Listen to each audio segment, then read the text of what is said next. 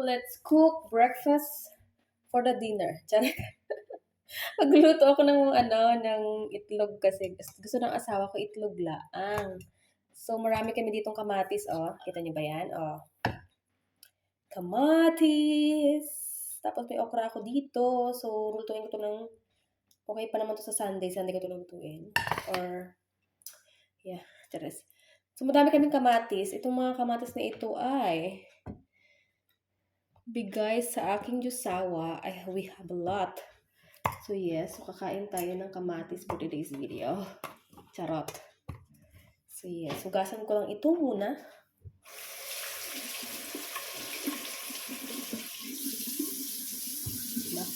Lima itong nilabas ko, 5. Itlog na may kamatis, tapos may sibuyas. Lagyan ko ng sibuyas. So let's...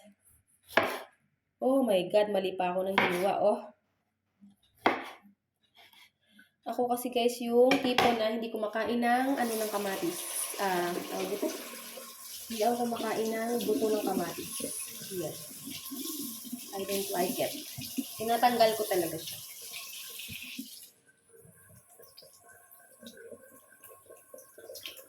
Just like this, oh.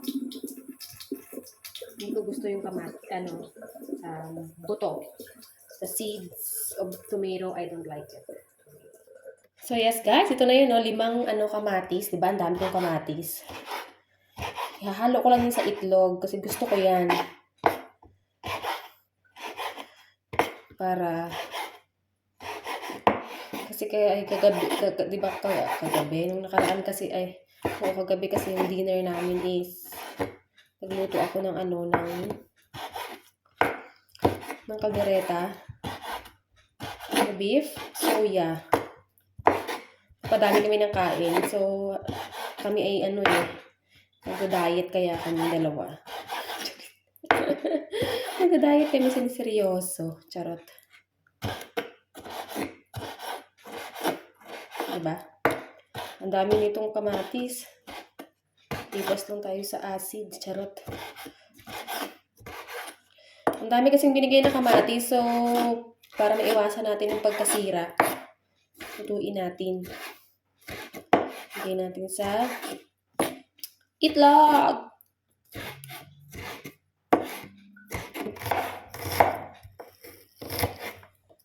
Yes, let's gisa.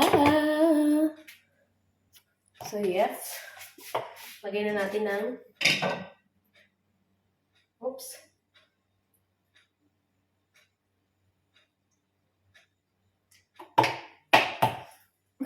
Kasi guys, unahin ko muna ngayon ay magsa-sunny side up muna tayo. Kasi yun ang gusto ng asawa ko. Sunny side up. Gawan ko siya siguro ng 4. Tapos, ang daming itlog, di ba? Tapos, itong itlog na may kamatis, 3. Yan. Di ba? Ang dami. Hindi naman kasi, hindi naman kasi maubos yan, mga March, ay pwede pa bukas.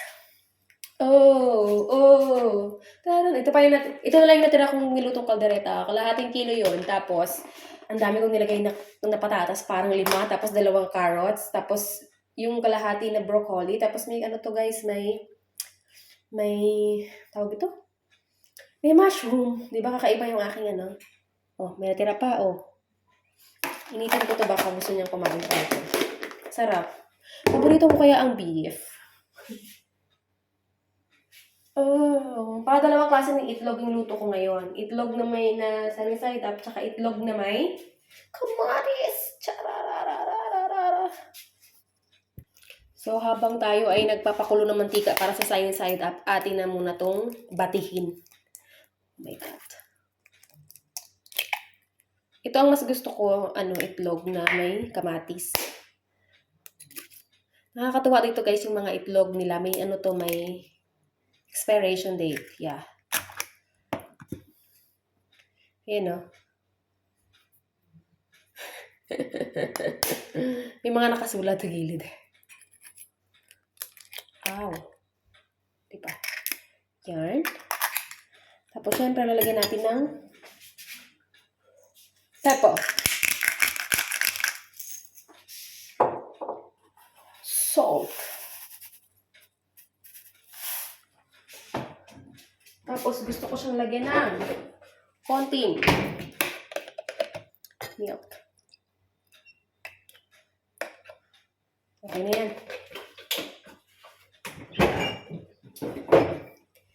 And let's bati-bati.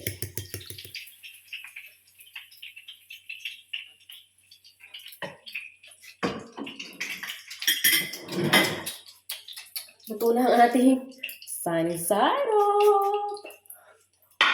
Next, ang ating. Okay, let's do this.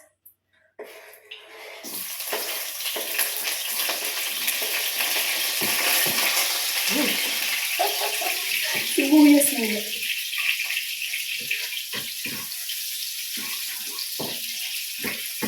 Bawal ng sibuyas. Lagyan na natin itong sandamak-mak na kamatis.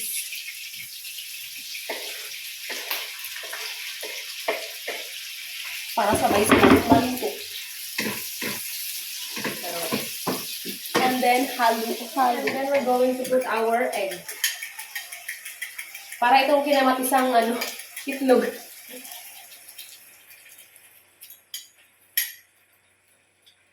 Kinamatisang itlog. Kasi mas madami yung kamatis kaysa sa itlog. Joke. Kasi 5 yung aking kamatis, tapos isang sibuyas, tapos 3 itlog.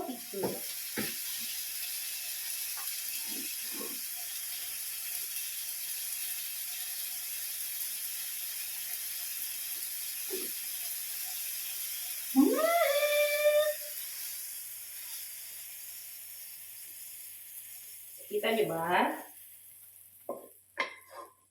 Wow, I like it. Wow!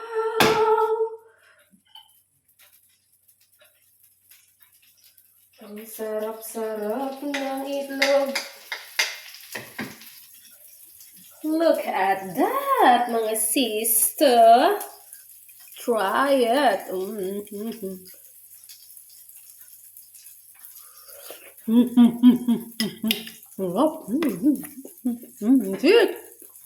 Yes guys, literal talagang almusal ang hapunan. Ayan, ang ating itlog na may kamatis.